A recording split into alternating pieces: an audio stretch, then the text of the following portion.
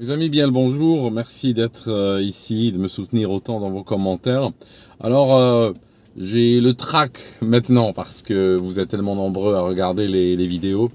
J'ai le trac et j'ai aussi une mauvaise nouvelle. C'est-à-dire que, si vous vous rappelez, dans la dernière vidéo, il y a eu un scénario que j'avais développé où je disais que l'histoire, que cette coque s'est écrasée en deux temps. Ça signifie qu'il y a eu un premier temps où les choses sont passées lentement.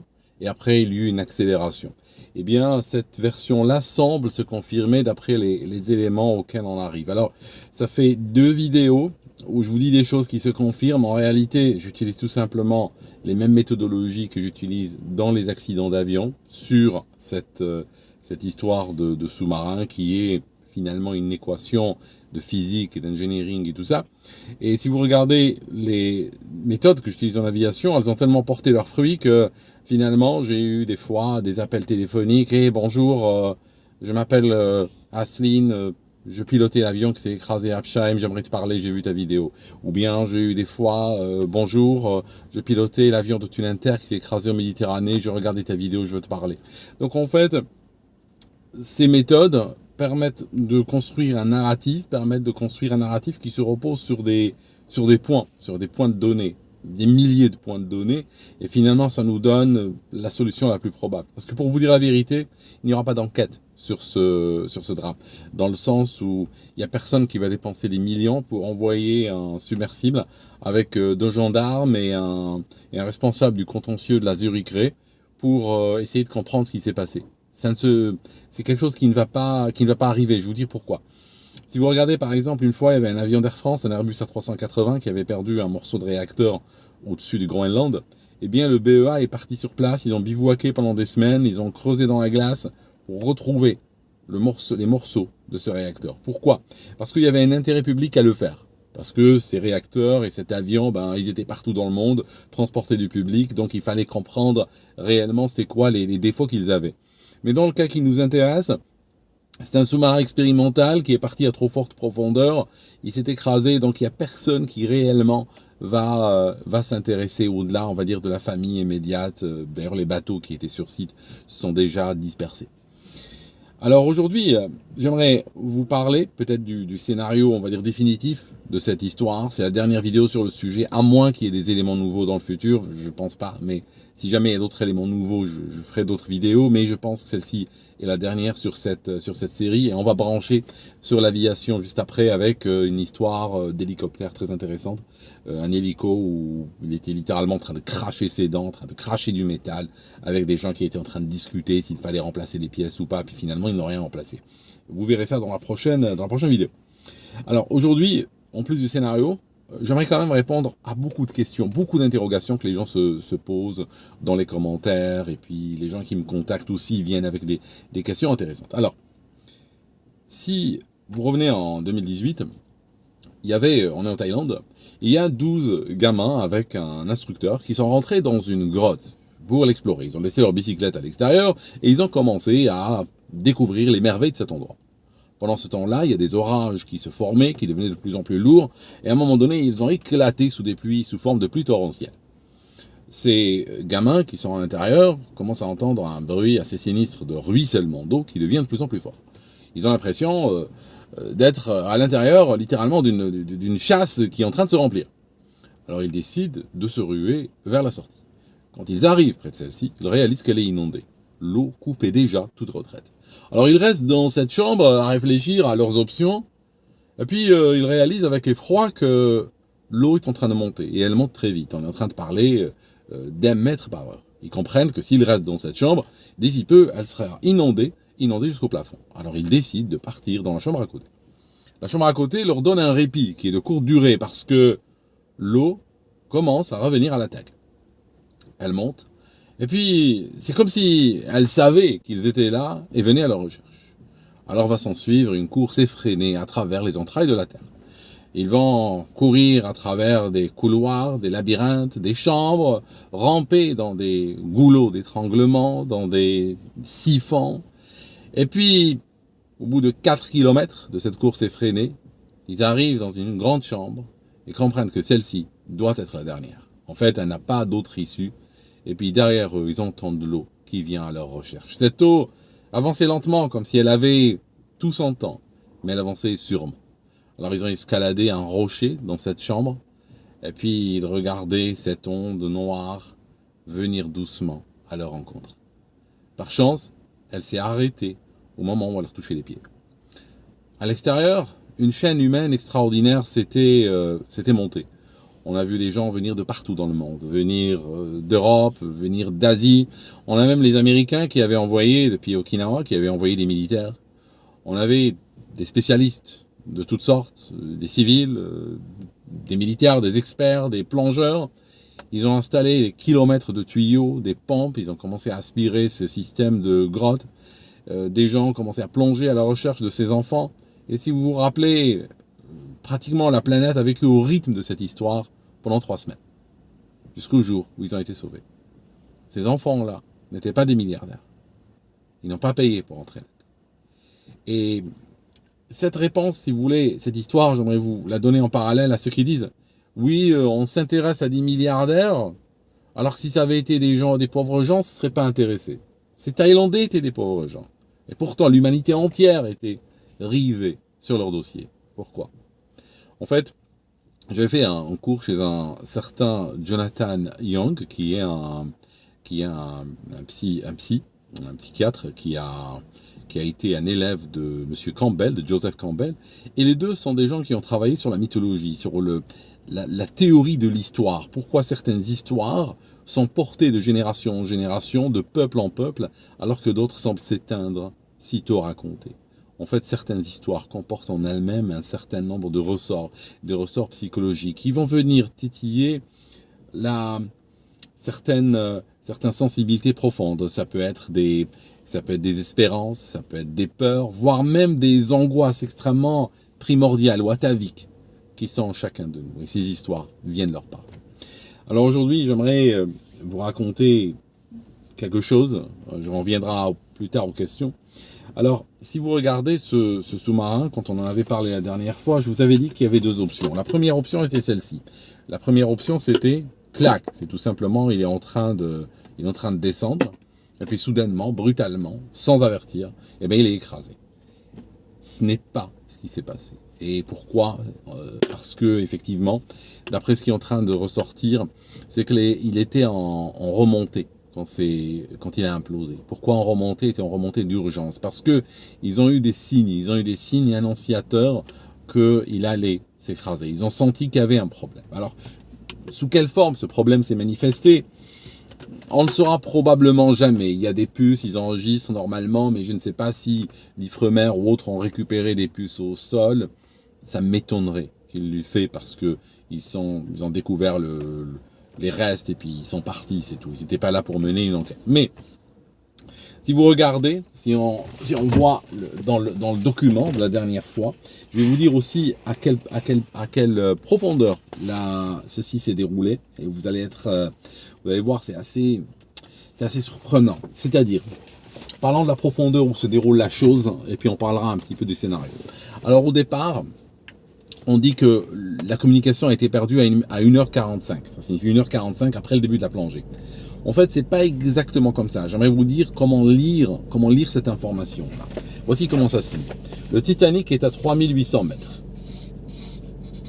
D'accord? Ce sous-marin met 120 minutes pour y aller. Il a été de nombreuses fois sur le Titanic et c'est à 3800 mètres et il met 2 heures pour descendre. Il descend à une vitesse constante, à une vitesse linéaire. Donc, ceci nous dit que à 1h30, il était à 2850 mètres à peu de choses près. D'accord? 2850 mètres à 1h30 après le début de la plongée.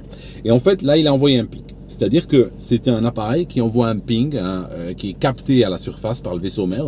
Il envoie un ping tous les quarts d'heure. Donc, il envoie un ping à 15 minutes, 30 minutes, 45 minutes. Et à chaque fois, il est de plus en plus profond. Donc, le ping d'1h30 a été reçu. Et donc, ce ping correspond à peu près à 2800 mètres de profondeur.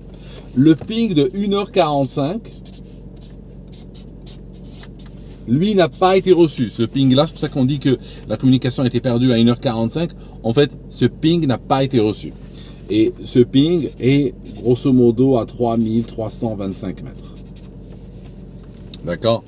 Vous voyez, il y a presque 500 mètres entre les deux pings.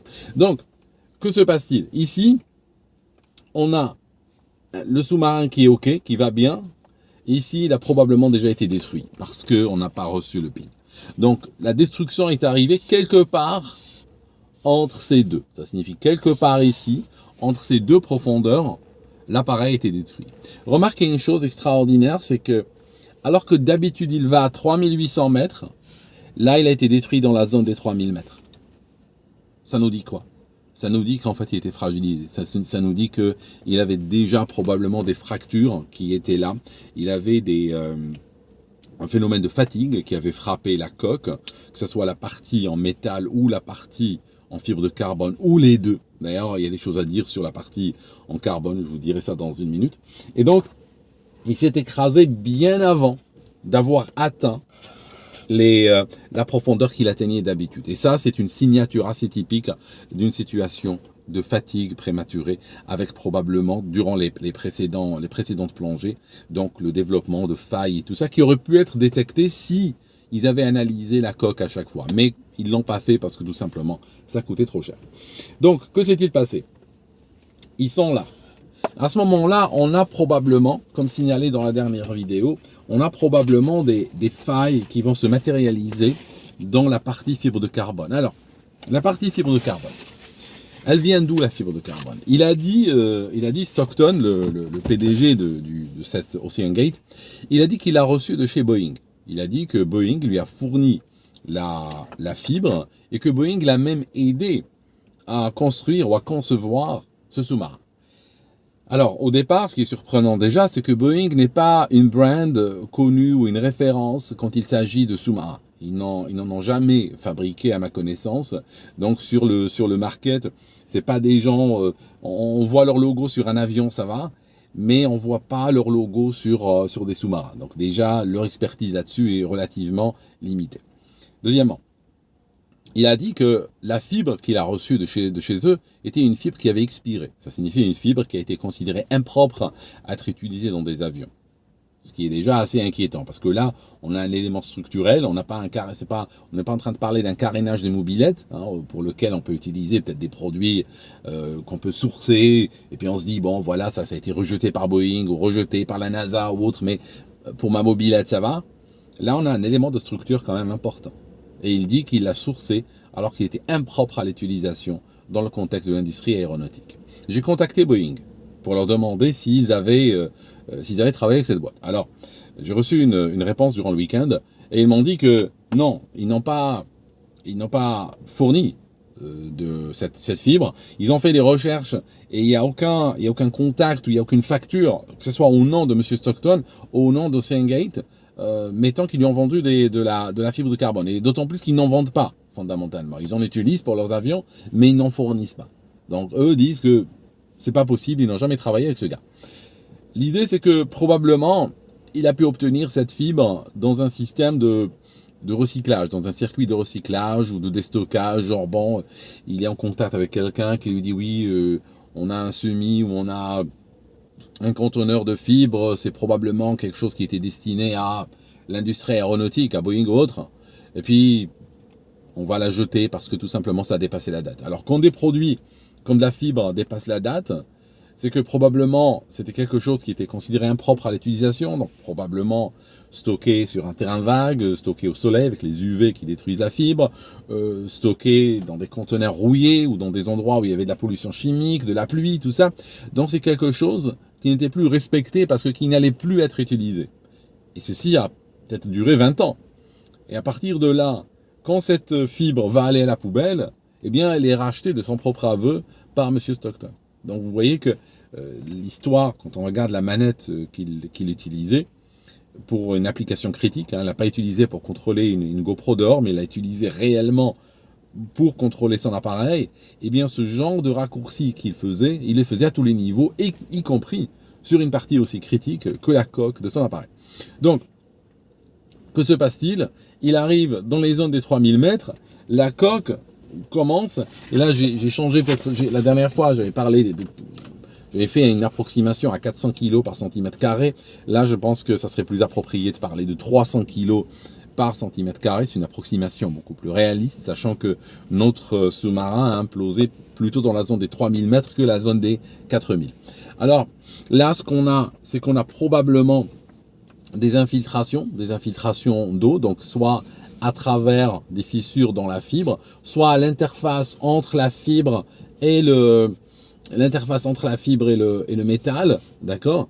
Donc ça peut se manifester comment à leur niveau? Ça peut se manifester par des vibrations, des sifflements, peut-être un début de déformation de la tôle, un bruit particulier, et ceci a créé une alarme ou un sens d'urgence assez suffisant pour que le pilote soit incité à cesser de voyager vers les profondeurs et à décider de changer d'avis et de remonter. Donc là, ils ont commencé à larguer le lest, hein, c'est-à-dire que il a des tubes littéralement de chantier qui sont coupés en tranches, qui servent de lest. Il a commencé à larguer ce lest dans le but de remonter. Et donc, il a commencé à remonter. Et là, malgré tout, voilà, il a été écrasé parce que tout simplement l'appareil était fortement entamé. Et puis par la suite, voilà, ceci a provoqué la mort de tout le monde. Alors, il y a des gens qui ont parlé du hublot. Ça semble pas être le problème avec l'hublot dans ce cas-là, parce que si le hublot avait explosé, il aurait traversé tout l'habitacle de part en part, il aurait traversé l'écran qu'il y a au fond, traversé de l'autre côté, hein, la calotte hémisphérique qui y a de l'autre bout, et puis effectivement sur ce, l'eau serait rentrée en grande quantité, et ceci bien sûr n'aurait pas permis au pilote d'initier une remontée et tout, parce que ça aurait été quelque chose d'assez explosif. Et donc à partir de là, on a notre sous-marin qui a coulé. Alors autre question qui ont été posées, c'est pourquoi, alors que l'US Navy savait dès le départ, avait entendu un bruit d'implosion, n'avait rien dit. Alors en réalité, si vous regardez ce qui se passe dans l'Atlantique, et même de l'autre côté, il y a une guerre sous-marine qui se passe depuis littéralement l'époque de la guerre froide, qui continue jusqu'à maintenant.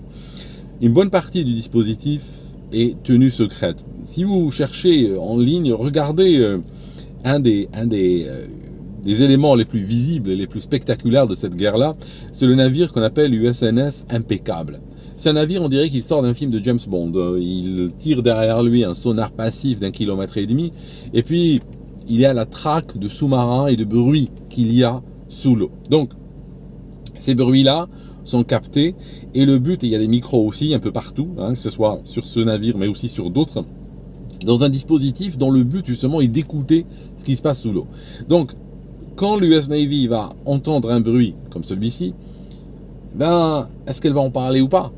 C'est-à-dire que le programme en grande partie est secret.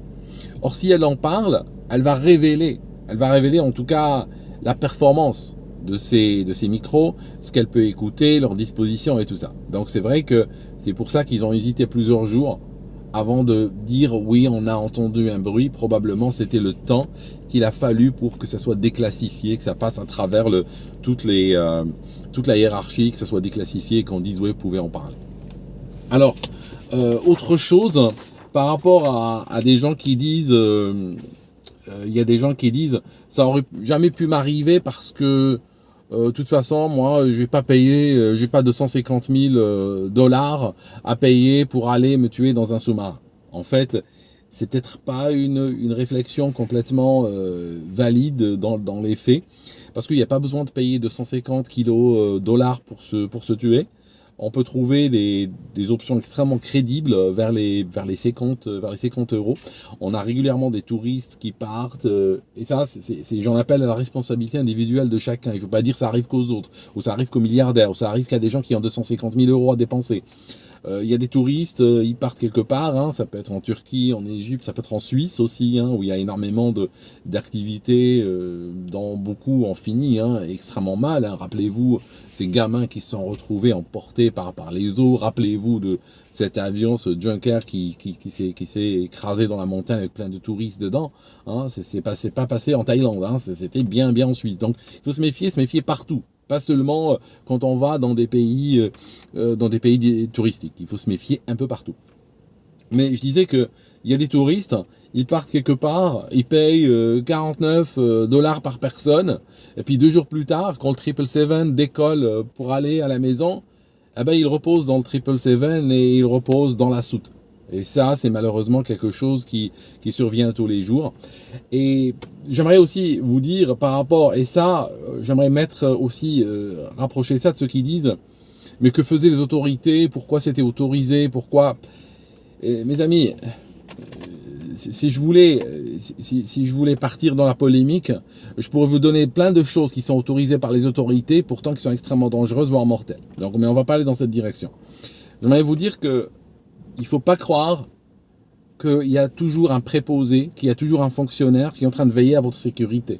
Donc vous avancez dans la vie, n'est-ce pas? Et puis vous voyez, vous arrivez, il y a des gars sur une plage qui vendent contre un émolument de 20 € qui vous vendent, je sais pas moi, monter dans un ballon montgolfière ou vous faire tracter par un bateau ou autre. C'est pas parce que les gars offrent ça qu'il y a un fonctionnaire qui est là debout et qui a vérifié, qui a validé, qui a testé, qui a homologué. Ok, c'est pas comme ça que ça marche dans la vie. Là, on est dans les eaux internationales. Si des mecs veulent monter dans une sorte de bouteille de gaz glorifié et puis se jeter dans l'Atlantique, il n'y a pas une administration qui va installer un préposé là au milieu de l'Atlantique avec un bureau pour valider et homologuer. Ok, donc la première homologation c'est vous. Hein. Ça c'est souvent la première ligne d'homologation, puis malgré tout la dernière très fréquemment. J'aimerais aussi en appeler à ceux qui disent la science. Quand j'ai dit l'endroit est mauvais. Hein, l'endroit est mauvais, tout simplement. Il y a eu des morts depuis 1912 à cet endroit. Pourtant, il n'y a personne qui habite là. Hein. Tu regardes cet endroit de l'Atlantique, il y a 0 habitant. On est déjà sur un siècle. Hein, ça fait 111 ans que ça ne se dément pas. Hein. On est à plus de 1500 morts dans cet endroit. Donc, moi, j'ai dit l'endroit est mauvais. Ça veut dire qu'aujourd'hui, tu me proposes un sous-marin et tu me dis, regarde, c'est parfaitement, tout est parfaitement parfait. Ça a même été homologué et tout ça, et ça a été déjà 50 fois sur le Titanic et tout. Et tu montes gratuitement, je te dis non. C'est pas que je ne crois pas en la science, hein, comme disait la maman justement ou l'épouse de cet homme qui est mort avec son fils. Elle disait, ma fille, hein, sa fille qui était sur le bateau, elle disait, ma fille avait confiance en tout ça parce qu'elle croyait en la science. Et ça nous montre malheureusement qu'en Occident, on a de plus en plus de perte de l'esprit scientifique, parce que la science n'est pas une sorte de puits, de prophétie auquel on croit, et puis on porte cette croyance-là comme on porterait une croix ou on porterait un symbole religieux, en disant oui, moi en termes de science, je suis dans la croyance. Non, on ne croit pas en la science. La science est une méthodologie, c'est une méthode de travail qui est tout aussi vraie, qui est tout aussi juste, ou tout aussi fondée que le sont les humains qu'il y a derrière finalement. Et sachant que les humains sont faillibles, bon voilà. Ce livre que j'ai lu pour préparer cette vidéo, ce livre s'appelle Checklist, il est d'un certain Alcide Alwende, Atul Gawande, qui est médecin en fait. Ce livre traînait sur le navire, sur le bateau-mer. C'était un des livres de chevet, semble-t-il, de Monsieur Stockton, hein, c'est le pilote du sous-marin. Et en fait, c'est écrit par un médecin qui parle justement des risques et comment on peut gérer les risques avec des checklists et tout ça. C'est plus, il est plus dans le médical en parlant de temps en temps d'autres choses que dans le sous-marin. D'accord? Donc c'est un livre intéressant, c'est vrai, mais je me demande s'il n'a pas quelque part poussé Monsieur Stockton à faire de mauvaises réflexions. Parce que dans ce livre, il est dit que oui, les régulateurs, les gens qui régulent les différentes industries, souvent, ne savent pas trop ce qu'ils font. Et puis, ils font confiance. Finalement, on voit ça souvent dans l'aviation. C'est comme la FAA, par exemple, qui laisse Boeing faire lui-même ses propres tests et tout ça. Puis ils disent, vous avez fait les tests, c'est bon, ok, on valide, merci. D'accord? Donc, lui, il avait cette impression, Monsieur Stockton, de pouvoir un petit peu faire cavalier solitaire quelque part et se déconnecter complètement de l'industrie et puis travailler selon son propre jugement. Et malheureusement, il y a des gens qui disent oui, mais il a poussé l'exploration et tout. Non, il n'a rien poussé en réalité. C'est-à-dire que le métier de sous-marinier est un métier relativement mature aujourd'hui. Si vous fabriquez un avion maintenant, j'embarque 5 personnes dedans, on décolle et puis il y a une aile qui se casse et puis on meurt, vous pouvez pas dire oui mais regarde il a fait avancer l'aviation. C'est pas vrai. Cette excuse serait valable il y a 100 ans, mais pas aujourd'hui, parce qu'aujourd'hui on a quand même beaucoup d'éléments de l'aviation qui sont matures. Et cette maturité interdit justement toute excuse par rapport à ça. Donc quand on va dans un sous-marin et on se fait écraser par l'eau, de nos jours, c'est vrai que c'est un peu, oui, c'est ballot parce que le risque est quand même maîtrisé normalement.